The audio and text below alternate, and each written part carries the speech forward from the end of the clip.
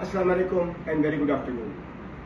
Our today's discussion is about ROI, return on investment. Return on investment कैसे calculate किया जाता है? सबसे पहले हम देते हैं कंट्रोलेबल प्रॉफिट। कंट्रोलेबल प्रॉफिट का मतलब होता है वो प्रॉफिट जिसमें से डेप्रिसिएशन और अदर एक्सपेंसेस माइनस हो चुके हैं लेकिन टैक्स अभी माइनस नहीं हुआ। हम एज्यूम करते हैं कि हमारे पास कंट्रोलेबल प्रॉफिट जो है वो 28,000। इसको हम डिवाइड करेंगे नेट एसेट्स से। नेट एसेट्स का मतलब होता है फिक्स्ड एसेट्स, जिसे नॉन करंट एसेट्स भी कहते हैं। नॉन करंट एसेट्स ऑर्गेनाइजेशन के लिए रेवेन्यू को जनरेट करते हैं, इन पर डेप्रिसिएशन कैलकुलेट होता है। सो नॉन करंट एसेट्स में हम जमा करेंगे वर्किंग कैपिटल को। वर्किंग कैपिटल क्या होता है? करंट एसेट्स मेरे पास कितने हैं? करंट एसेट्स मेरे पास 50,000 है, करंट लायबिलिटीज मेरे पास 8,000 है। जब मैंने माइनस किया तो 42 आ गया। 42,000 मेरा वर्किंग कैपिटल है। Working capital is an amount of money which is receivable to pay short term obligations.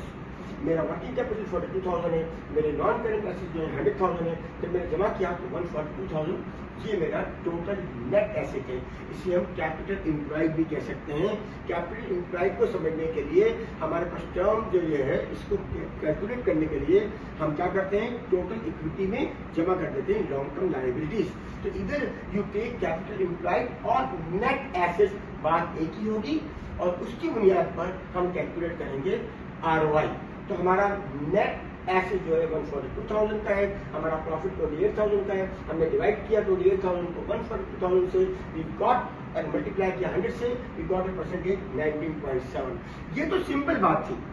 असल जो इसके अंदर मजेदार बात है वो ये बात है कि अगर आप ROI को बढ़ाना चाहते हैं तो फिर क्या करें? इसके लिए आपको डिनोमिनेटर को चेंज करना पड़ेगा या न्यूमिनेटर को।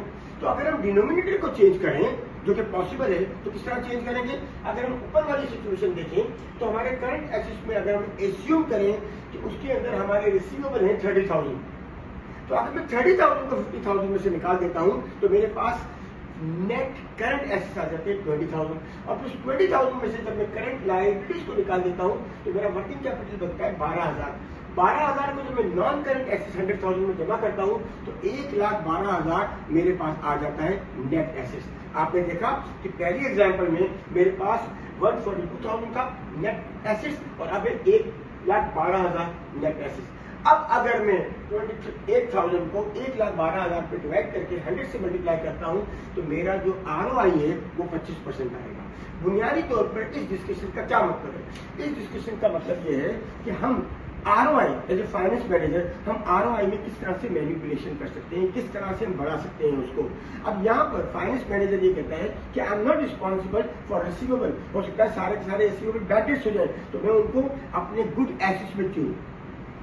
तो स्टूडेंट्स को ये पता होना चाहिए कि जब वो डिसीजन मेकिंग कर रहे होते हैं तो किस तरह मुख्तलिफ टर्म्स जो हैं, किस तरह मुख्तलिफ नंबर जो हैं वो अपना रोल प्ले करते हैं।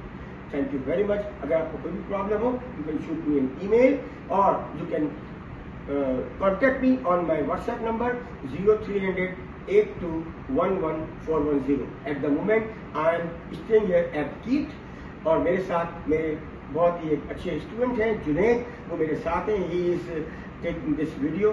Thank you very much. अस्सलाम वालेकुम। पाकिस्तान जिंदाबाद।